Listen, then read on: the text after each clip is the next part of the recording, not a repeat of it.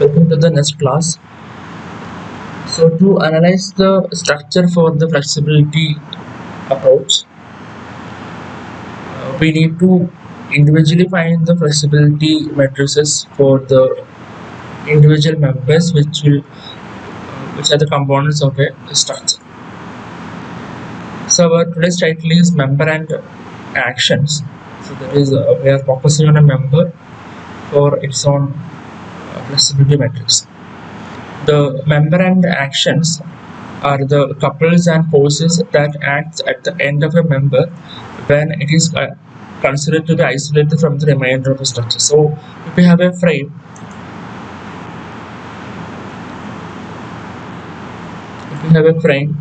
we have two columns, column 1, column 2 and a beam. So like we are isolating a beam from the frame structure, and we are going for the calculations.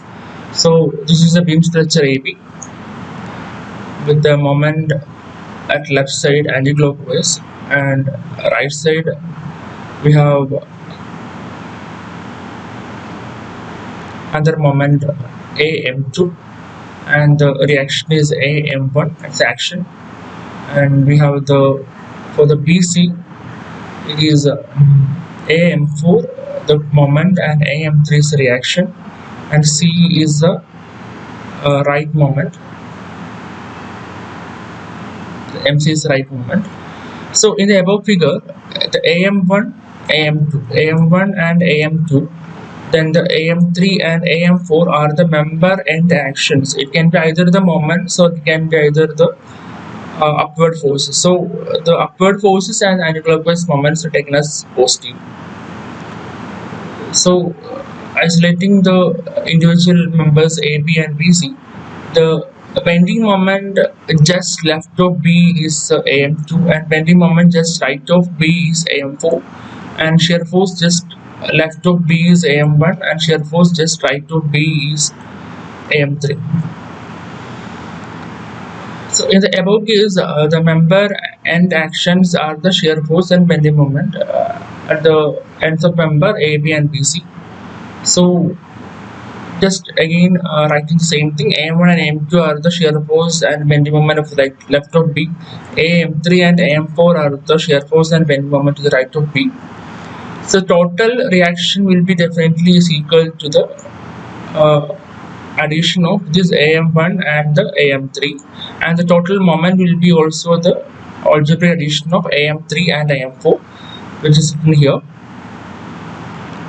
If there is no couple at B, there is no SL moment at the B, then AM2 plus AM4 will be equal to 0, so that the AM2 is equal to minus AM4.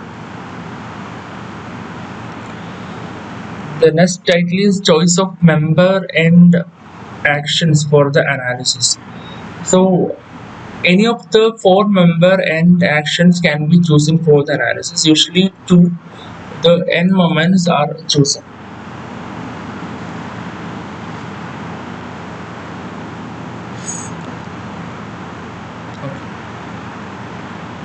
So normally when we have actually 4 unknowns, VA, VB, MB and MA, we prefer to use the 2 n moments.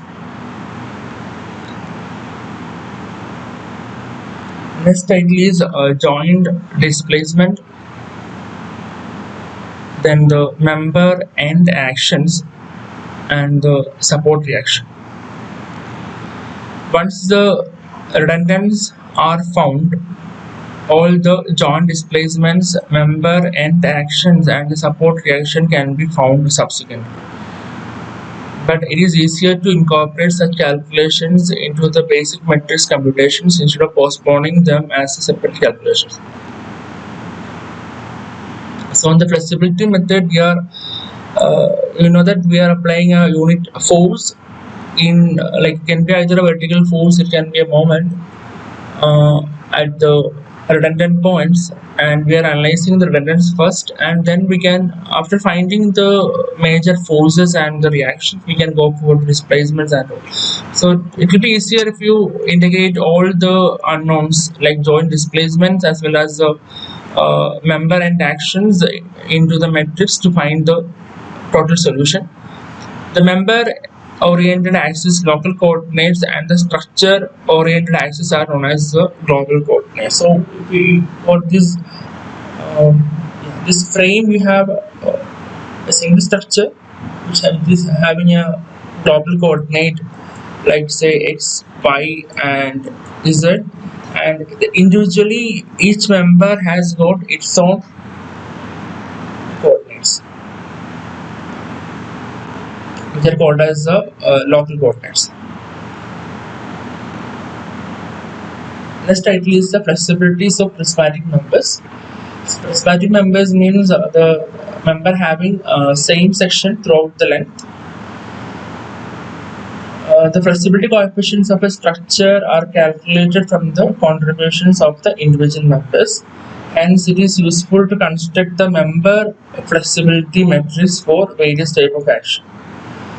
So we are focusing on some member types with member acting with different actions, and we are formulating the individual flexibility methods, flexibility matrices in the following slides, and then we will integrate it to the structure. The member flexibility matrix for a beam member with moments at the end as member end action. So, like we discussed for the previous slides, usually the two moments are chosen as a member end action. Here we are considering two moments for this hinged beam. So we are going to find out the rotations at the end due to the unit moments at each end separately. So first we will apply a unit moment at left side, and for the second case we will apply the unit moment at the right side, and then we will frame the flexibility matrix. Okay. So we know that the mx is equal to minus x by L. M is equal to minus x by L. We are taking the x from the right hand. So at this point, actually we are applying only moment at this point, right? We are applying moment only at this point. So this will be the variation. So at x is equal to 0, the moment will be 0. And at x is equal to 1, the value will be 1. So ms is equal to minus x by L is equal to EI into d square by y by d square is the beam equation from the beam bending equation. So we integrating to find EI into dy by dx is equal to s square by 2L plus C1 is a constant. Again integrating C1x plus C2 will be the additional values. Then applying the boundary condition at y at x is equal to 0. For x is equal to 0 at this point, we know that there is a hinge support and there is no deflection. So applying that equation in this equation, y is equal to 0, so x is equal to 0, so this will cancel, and x is equal to 0, so C2 is equal to 0, and at y is equal to y4 x equal to L, at this point same, the y value will be 0 but x value will be L, so this x value will be L, and upon solution we will get the C1 is equal to minus L by 6. So we got the constant C2 and the C1, hence dy by dx can be found out once we know the C1 value. Dy by dx is equal to 1 by EI into s square by 2L minus L by x. This is actually the C1 value. Then again we are putting the boundary condition at x is equal to 0. When you put for this one at x is equal to 0, it will be minus L by 6 EI. At y dash at x is equal to L will be this x will be turning as L square. So this L will be cancelled one. So L by 2 minus L by 6 is L by 3. So L by 3A will be the value for the dy by dx, this rotation. So for this moment, the for Fm11 will be equal to L by 3 EI, and at this point, due to the rotation at the right point, rightmost support, due to the force 1 at the left support is equal to minus L by 6 EI. So we obtain the first two elements of the flexibility matrix. Similarly, we can apply for the moment at the right side and the same repeating steps, and then we will get the the flexibility matrix element at 1 due to the action of 2 force, and also the flexibility matrix element of the second position due to the force at the second position.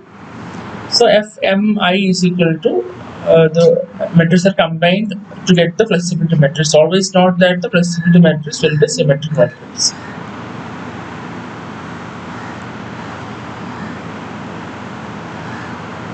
Proceeding, the member flexibility matrix for a B member with moment and shear at one end as the member end actions.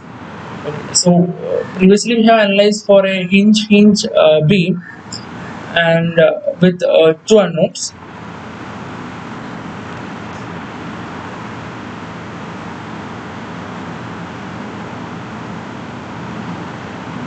Now we have a cantilever beam with moment and shear at the end, one end as the member reaction. So to find the flexibility matrix method, as you know, you want to apply in the coordinate 1 unit force, then you should measure the displacement at coordinate 1 due to the action of this force, and at coordinate 2 due to the action of this unit force, and this is a representation of that one. And the second case, you should apply an unit moment, and you should measure the corresponding values at coordinate 1 and 2.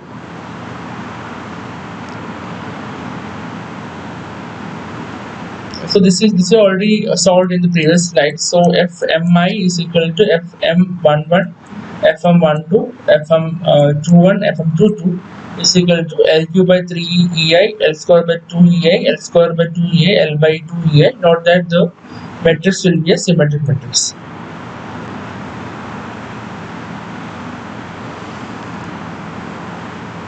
Suppose for another reason, if you are interchanging the coordinate 1 is named as coordinate 2, and the other one accordingly the change is made, then in that case, the first case we are applying a moment, and second case we are applying the vertical reaction of unit load. Then the matrix will actually remains the not only same, but this value will be getting interchanged. Always the matrix will be symmetric matrix, and the Fm11 and Fm22 will get interchanged.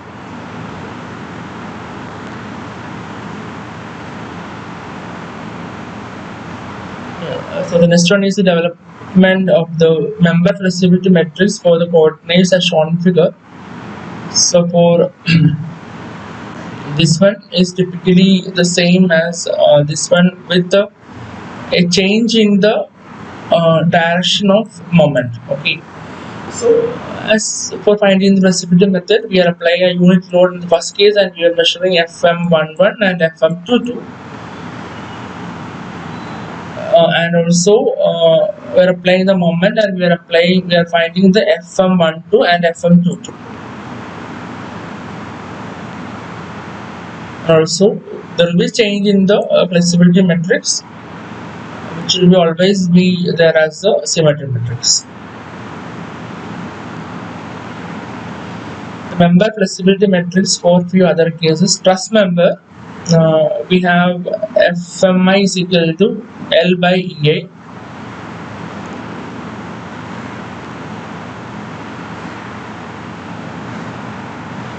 This is because the deflection delta is equal to PL by EA, as you know, and when you apply unit load of 1, then this L by EA will be the deflection, which is not here. So we are applying an axial force, and we are applying unit force, and the corresponding deflection will be upon P is equal to 1 L by A for the axial force.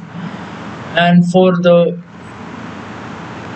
plane frame member, which can have two translations and one moment, right?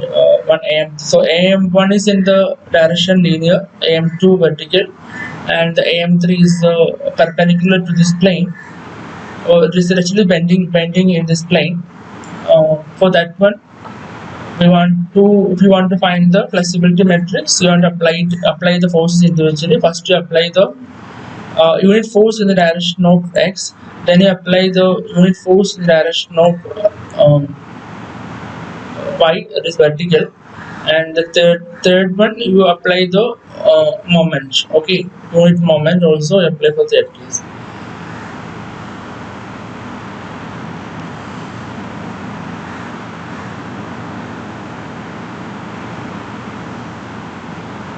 Yeah. So when you apply a unit force, there is a displacement which is equal to L by EI, and the other values, that is this is actually not making any displacement to the vertical direction as well as in the rotation. So the other values, that is, this is actually f2 at the point 2 due to 1, this will be 0. At 3 due to 1 will be 0. Then yeah, this is actually fm12. fm12 is the deflection at the point 1 due to 2. So when you are applying a vertical motion or vertical force of 1, it is not actually elongating in the direction of x. If you take this is x and this is y, this is actually 0. There is no contribution, so 0. Similarly, this is actually f13. It is a displacement at the point 1 due to the force 3. That is a 3 is this one. So this is also creating no displacement, so it will be 0. Then this matrix will be the inner matrix, which is due to the resultant of this force and the moment. That is, we have analyzed already this case with force and moment, like L cube by 3A, L square by 2A, L by A. So this one is actually taken as the inner matrix.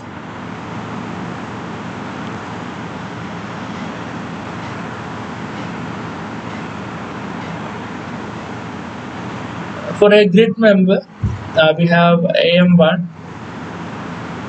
We are actually ignoring the axial deformation. So AM1, AM2 and AM3 are the three forces. Similarly, to find the flexibility matrix, you are supposed to make the individual forces as one unit load. So for the first case, one is applied, second case one is applied, third case also one is applied, and you are supposed to find the flexibility matrix element for the individual values. So if you write it accordingly, so upon the action of the unit load in the vertical direction, you know that for a fixed end with the unit load, the deflection is equal to PL cube by 3A, where P is equal to 1. So it's actually L cube by 3A. And FM22 is actually the torsion which is acting about the centroid of this beam. That's why the torsional constant is coming into play. L is equal to Gj. This you can derive from the torsion equations you have studied. That is actually the torsion value is equal to TL by Gj, where T is equal to 1. So the L by Jj is coming. And also note that this will be also a symmetric matrix. So if you are not thorough or confused about any values, always note that this will be a symmetric matrix.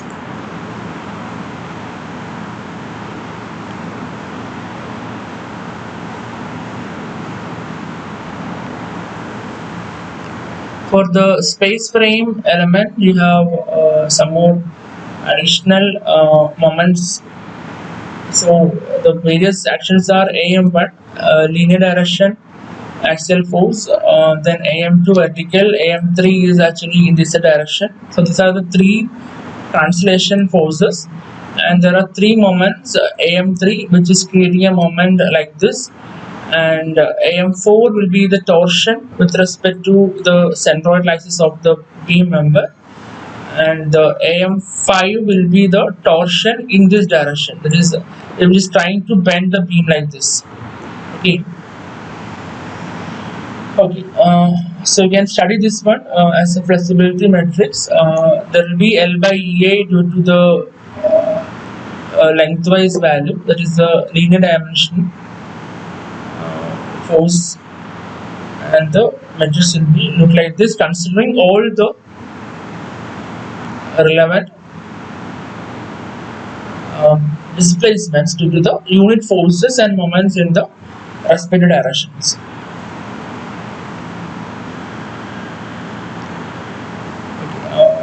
Now we have some more definitions and terminology. So, for this frame, for this beam, with a fixed ended support with two supports, it's a continuous beam. These are the reactions other than the redundants.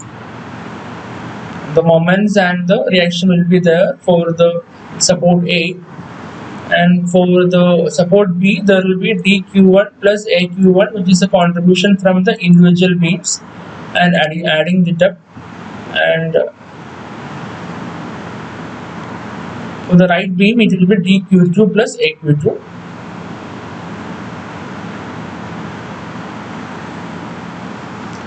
The moments dj1, aj1, and dj2 and aj2 are the joint displacement degrees of freedom and the corresponding joint action. So for the aj1, the displacement will be dj1, and for the aj2, which is the moment, the corresponding displacement will be the dj2.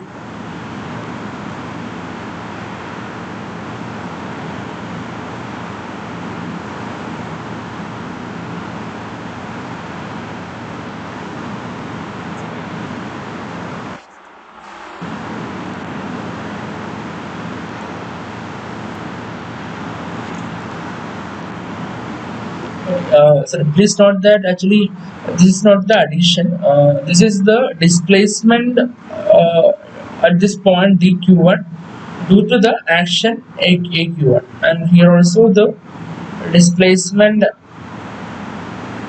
at the point C, that is dq2 due to the force aq2. So these are the corresponding, the right side indicate the corresponding action displacement combinations, and the left sides are the actions other than the redundants.